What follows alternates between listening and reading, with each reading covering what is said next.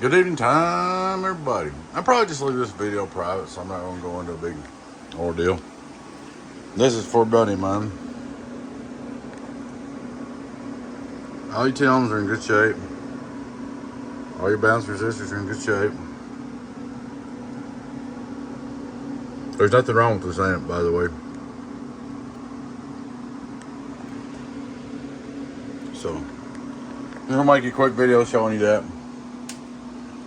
Radio drive, 1, 2, 1, 2, 3, 4, 5, 6, 7, 8, 9. It's live.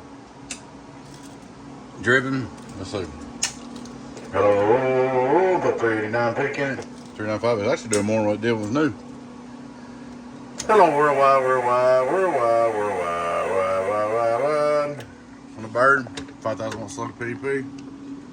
Hello, worldwide, worldwide, worldwide. Get on down, get on down, get on down. On 15.5 tail, that's all the biggest I got a power supply running. So, on 1480, they'll do a little less.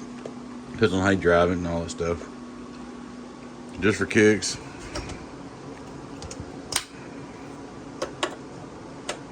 Outdoor dummy load.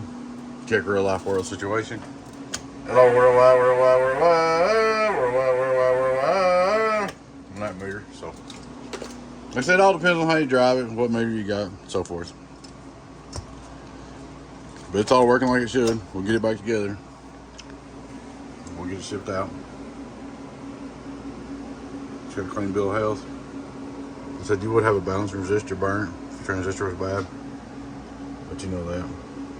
Or 10 ohm. So you're good to go. That's about it, man. Just want to make your video so you can say it's all right.